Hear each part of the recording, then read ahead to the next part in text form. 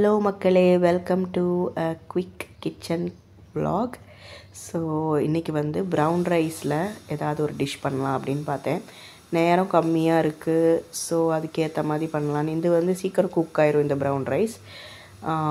அப்புறம் கொஞ்சம் பட்டாணி, சின்ன வெங்காயம் இதெல்லாம் போட்டு ஒரு மிக்சட் ரைஸ், மெயினாக பீட்ரூட் யூஸ் பண்ணி பண்ணலான் இருக்கேன். ஸோ இந்த ப்ரௌன் ரைஸ் வந்து basmati rice variety. So cooking time பார்த்திங்கன்னா 15 minutes தான். ஸோ அப்படியே பாயில் பண்ணிவிட்டு ஸ்ட்ரெயின் பண்ணிடுவேன். ஸோ இந்த ப்ரௌன் ரைஸ் வச்சு தான் இன்றைக்கி நான் குக் பண்ண போகிறேன்.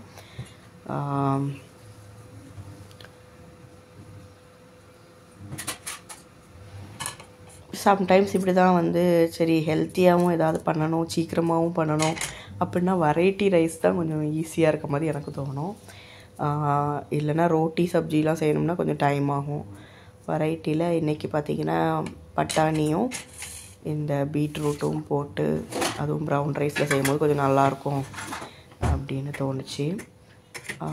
இதில் வந்து பார்த்திங்கன்னா அந்த சின்ன இதில் பண்ணாமல் பெரிய இதில் நீங்கள் கிரேட் பண்ணால் நல்லாயிருக்கும். ஏன்னா கொஞ்சம் பெரிய பீஸாக இருந்தால் தான் அந்த ஃப்ரைட் ரைஸ்க்கு நல்லாயிருக்கும். சின்னதாக இருந்தால் ரொம்ப தண்ணி மாதிரி ஆயிரும். ஸோ எனக்கு இதில் பண்ண தான் பெஸ்ட்டுன்னு தோணுச்சு. ஸோ ஆமாம், ஹெல்த்தியாக சாப்பிட்றது வந்து பாசிபிள். பட் என்ன கொஞ்சம் நம்ம அவுட் ஆஃப் த பாக்ஸ் கொஞ்சம் திங்க் பண்ணணும், கொஞ்சம் காய்கறிலாம் ப்ரிப்பேர் பண்ணி டைம் எடுத்து பண்ணணும். ஸோ இந்த மாதிரி கொஞ்சம் பெருசாக திருவிருந்தால் பீட்ரூட் ரைஸ்க்கு நல்லாயிருக்கும். ஸோ இப்போ எல்லாம் ரெடியாக இருக்குது. சின்ன வெங்காயத்தையும் கொஞ்சம் ஹாஃபாக வெட்டிடலாம், இல்லைனா அது அந்த ஃப்ரைட் ரைஸில் நல்லா இருக்காது. சின்ன வெங்காயம் போட்டால் இன்னும் கொஞ்சம் ஹெல்த்தியாகவும் ப்ளஸ் டேஸ்டியாகவும் இருக்கும்னு நினச்சேன். So okay. ப்ளஸ் சின்ன வெங்காயம் ரெடியாக இருந்துச்சு, தொலிலாம் உரிச்சு அதனால். அப்புறம் மிளகா கொஞ்சம் உரைப்புக்கு வந்து மிளகா கொஞ்சம் எடுத்துக்கலாம். So ready. இனி நம்ம பண்ணிடலாம். ரைஸ் வந்து பாயில் பண்ணிகிட்ருக்கேன். ஸோ எக்ஸஸ் வாட்டர் ஊற்றிட்டு ரைஸ் உப்புலாம் போடலை, அது ஒரு 15 minutesல ரெடி ஆயிரும். ஸோ இப்போ இந்த இது செய்கிறதுக்கு வந்து கரம் மசாலா கொஞ்சம் ஜீரகமும் பெருஞ்சீரகம் ரெண்டுமே எடுத்திருந்தேன் கொஞ்சமாக. ஸோ ஃப்ரைட் ரைஸ்க்கு இது கொஞ்சம் ஃப்ளேவராக இருக்கும்ல, அதனால் இதை ஆட் பண்ணியாச்சு ஃபஸ்ட்டு. அப்புறம் எப்போவும் உள்ள ப்ராசஸ் தான் நமக்கு எல்லாத்தையும் வறுத்து. இந்த தடவை நான் இஞ்சி பூண்டு போடலை, இஞ்சி பூண்டுலாம் போடாமல் பண்ணலாம் அப்படின்ட்டு. சரி ஃப்ரைட் ரைஸ் மாதிரி தானே. ஸோ தக்காளி இதெல்லாம் தக்காளியும் போடலைன்னா வெங்காயம் அண்ட் இதுதான். அது மசாலா வந்து சிம்பிளாக யூஸ் பண்ண போகிறேன். மஞ்சள் பொடி, வத்தப்பொடி கொஞ்சமாக, ரொம்ப கொஞ்சமாக, ஏன்னா மிளகா வேறு போட்டிருக்கேன்.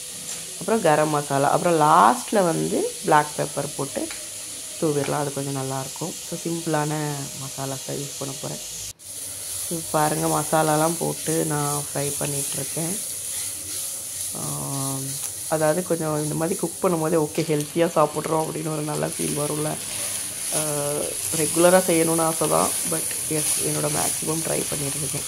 ஸோ ரைஸும் ரெடி ஆயிடுச்சு, அது 15 minutesல ரெடி ஆயிரும்ல, ரெடியாக தான் இருந்துச்சு. ஸோ ப்ரௌன் ரைஸ் அது வந்து இப்படி குக் ஆனோன்னே இப்படி தான் இருக்கும். பாஸ்மதி ரைஸ் கொஞ்சம் ஹார்டாக இருக்கும் சாப்பிட, பட்டு நல்லாயிருக்கும், எனக்கு ரொம்ப பிடிக்கும்.